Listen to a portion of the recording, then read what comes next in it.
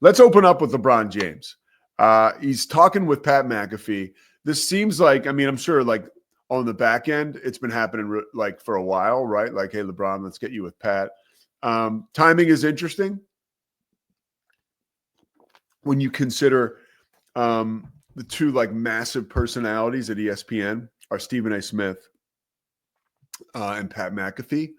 And it's interesting on the back end of, the situation that LeBron just had with Pat McAfee. By the way, I'm watching these valet guys. This should be a sport in itself. My room, I'm on the first floor. I'm facing outside of the parking lot where the valet is. These guys are like track stars.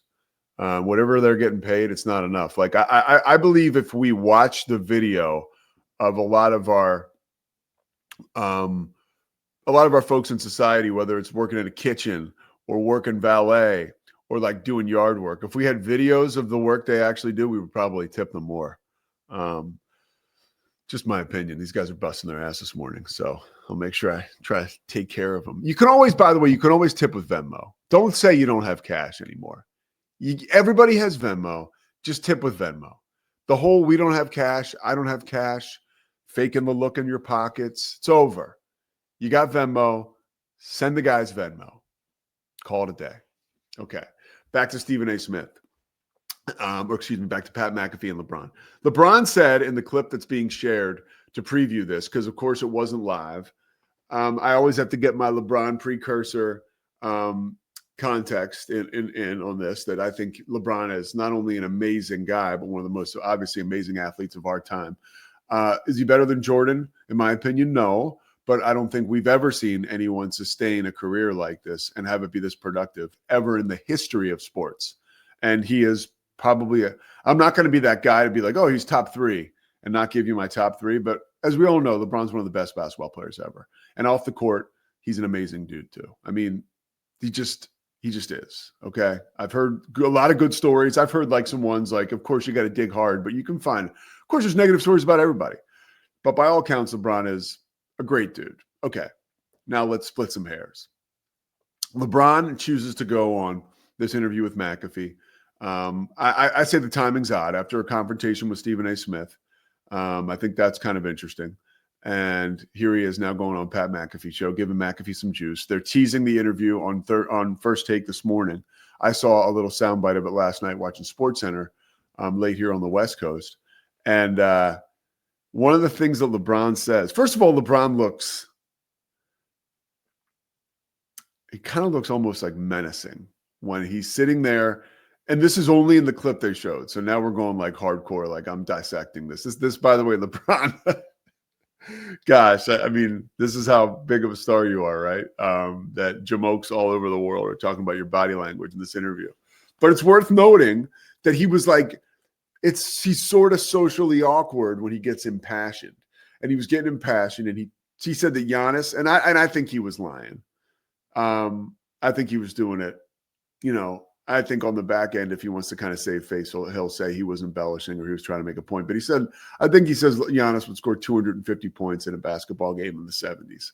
Like, dude, I think LeBron's a little confused.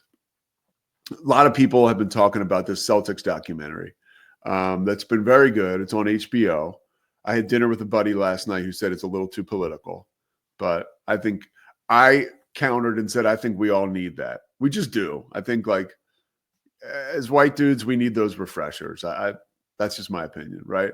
I think to give you an idea of what things were like in Boston in the 60s, which, by the way, is not like many, many, many moons ago, is sort of sobering and just gives you an idea of how we got here. That being said, a lot of the stuff that's on the floor, you see a lot of like Johnny Havlicek, right? And, dribbling around, Havlicek stole the ball, a lot of Bob Cousy, right? I mean, Bob Cousy, I don't know if he could play in the Big East now, right? Let alone play in the NBA. So, okay, I get it. Bob Cousy, Johnny Havlicek, like kind of same stuff, right? But when you get to like the 70s, like, that's a different ball game, dude. We're talking about Dr. J. We're talking about Kareem. We're talking about Bill Walton. We're talking Magic's playing. in the last year of the 70s into the 80s. LeBron's out of his mind. And honestly, there are some guys who played basketball then, like Daryl Dawkins or like Maurice Lucas. Like these dudes were like amazing athletes. They were built like brick shithouses, and they did not care who you were. And if you're going to say that Giannis would score 250 points in the 70s, well, you have to include some of the rules too. Like, you know, it was a different game back then. There was no 3-point line. So is Giannis going to be able to play down low with those guys? Like, how are we going to do it with the rules? Like, you could get in all kinds of minutia, but I think that statement was complete trash.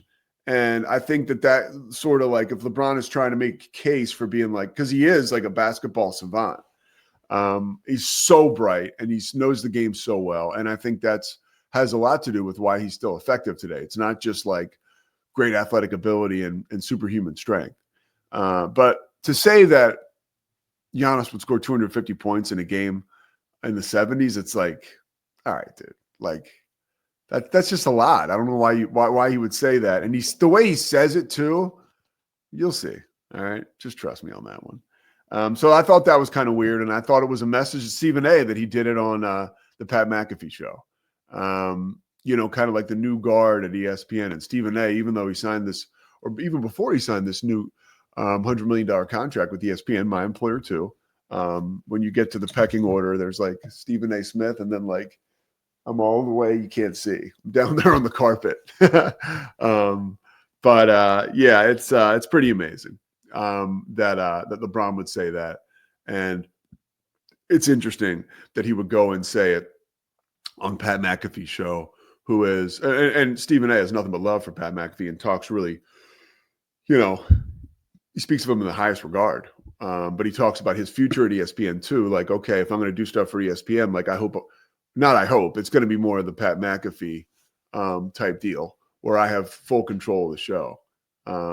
Even First Take, that's ESPN's show. I'm pretty sure Stephen A. Smith's just like executive producer. I'm pretty sure as far as that goes.